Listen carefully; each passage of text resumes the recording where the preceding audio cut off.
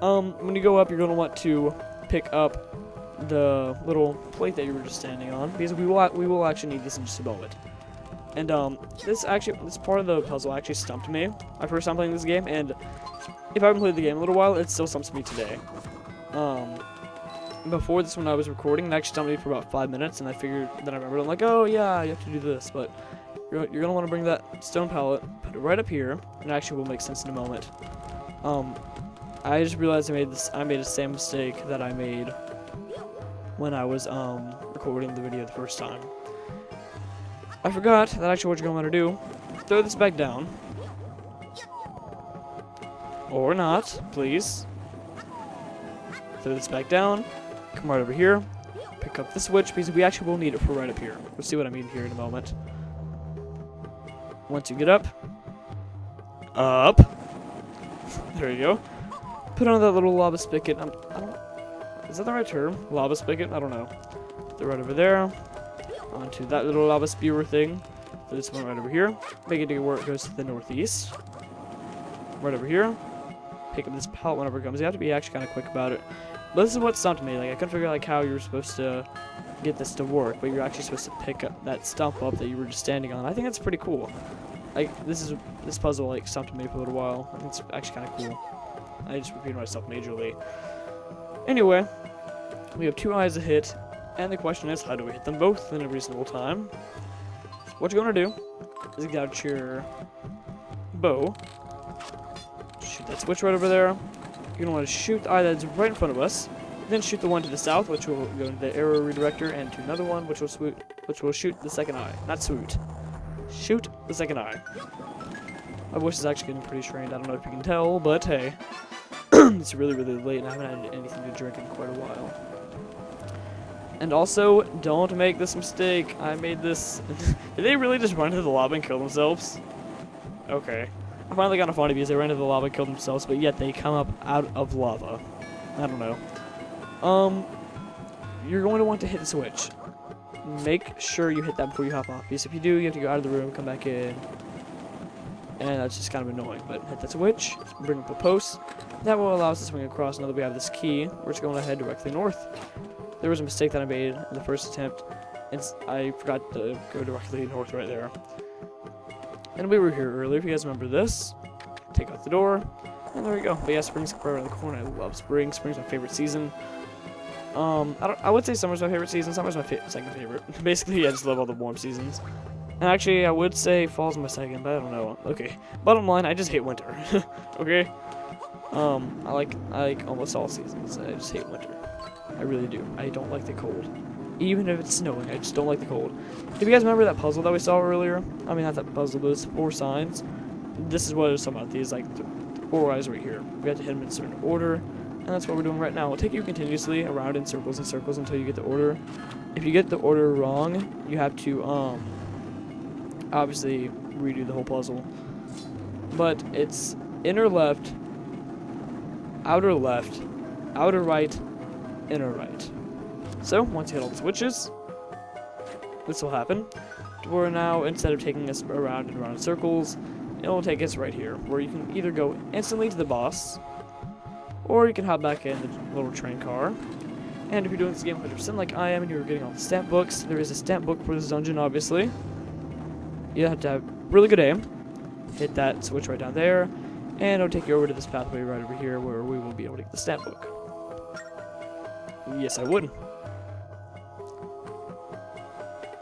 And there you go. And I'm a perfectionist, but lately I haven't been as much of a perfectionist.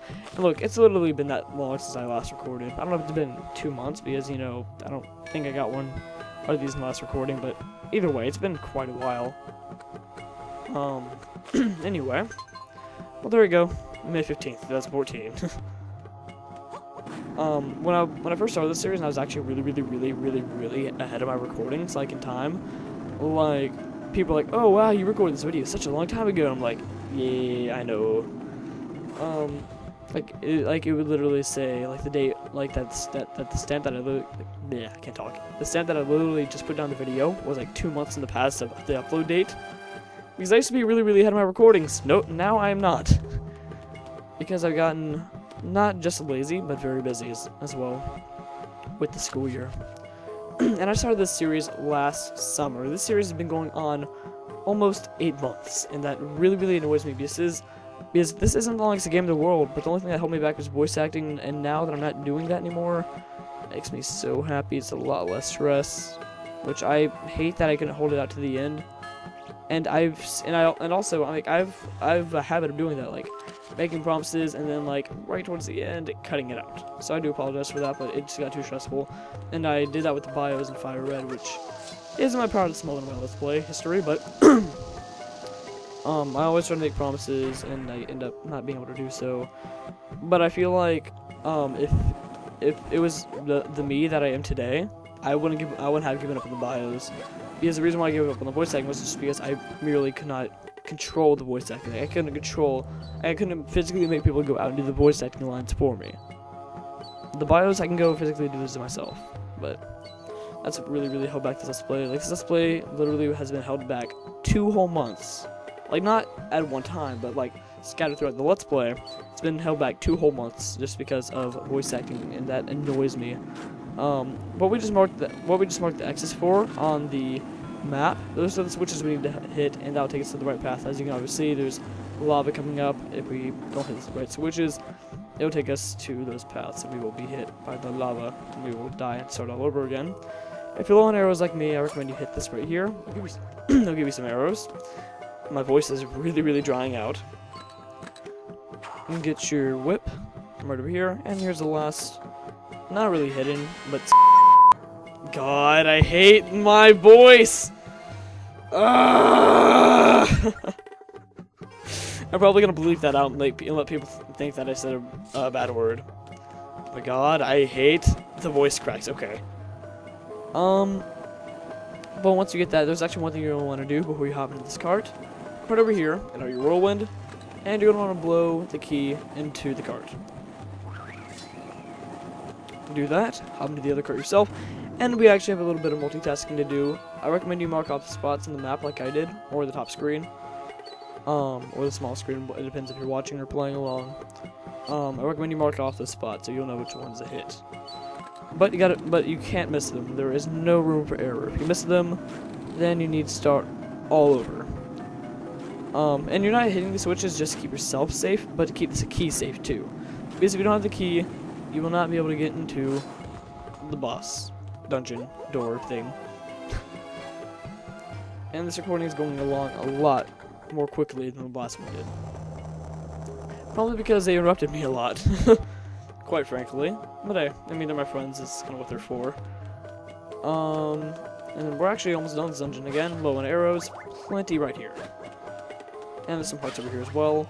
And in case you feel like you need to go out and stock on some potions, swim to the blue light and return to the entrance of the temple. There you go. And it'll also take you back here if you leave and come back as well. But, if you're ready and brave, go forward. To my favorite boss of this game.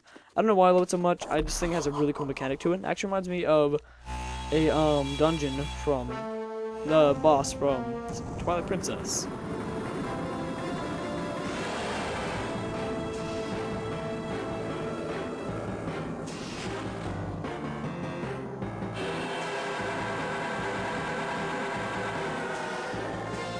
Cragma, Lava Lord, my favorite boss of this game, and I think actually it's a pretty cool mechanic. I like its design for some odd reason.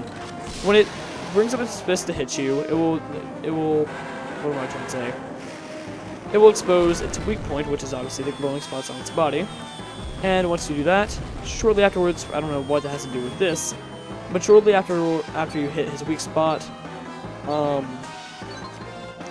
this little brick will fall down. Now you have one or two options. You can either lure him into hitting it himself, which may result in causing yourself some damage, or you can throw a bomb next to it and you know, hit it to detonate it, which will also cause you damage.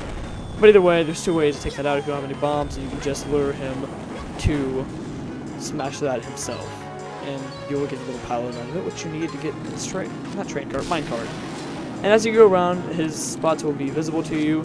You're going to hit those all as you go around, and once you do, we will be able to get an attack. We will be able to get an attack on this actual weak spot where we can actually do damage. Which we're not really doing damage right now. We're just getting him weak. Well, I guess we are. doing him damage, but we're just trying to get it to where we can actually hit his weak spot. But once you get higher up, you'll actually be able to shoot him in the eye, or he'll block you like this. But your goal is to shoot him in the eye, which is his final weak spot. Ironically, it looks like a bullseye. So, once that happens, his weak spot is his head. And the top of his head literally just sliced in half and fell off. So, I don't know the logic behind that, but hey, whatever. And his head is still bald. I guess he's bald now, I don't know. But he's gonna try to hit us, dodge it, or not derp like I did, and actually hit his weak spot once it's available. See? You guys see what I mean? There we go. Lifts up his fist, exposes his weak spot. And if you need some more arrows, I recommend you have at least like 15 or so before you go up, just so you have some room for error. And eventually this will fall down this huge brick, whatever it is. But lure him into hitting it. Now just go out of the way fast enough, you're not getting pelted by meteorites. These aren't meteorites, what am I saying? Falling lava rock. Igneous rock. That's actually what we're studying in science, is rock cycle and all that. At first we were studying earthquakes, and which is like part of the earth, like it's part of the whole unit. And I find earthquakes really interesting for some odd reason. I don't know why, but I do. And now we're getting into rock types. I'm like, no, I like the earthquakes. I don't know why. I just find earthquakes fascinating, and tsunamis as well. I don't know exactly what it is about. When I was young, I used to be really interested in meteorology, and I still kind of am. But I've just gained more interest in other things. You also want to take out both of his hands as well, and for some reason that didn't work. Oh, I almost had his other weak spot over there. I swear I almost did. And there we go. I'm gonna come out around one more time. That weak spot. And once you have all the weak spots hit on one level, the cart magically knows you go to the top level. I don't know the logic behind it either. But his eye, which is the bullseye, or he'll block you first. And it's actually kind of weird. You have to aim more to the right than you're actually going. Then you have to aim a little bit farther to the right because you're moving. It's kind of weird how it works, but hey. Once you get it, you magically appear at the bottom, and you're going to want to go for your final hit. And ironically, that's actually my last arrow. Kind of reminds me of the finale of Majora's Mask. Anyway, I'm not going to spoil things. He's dead.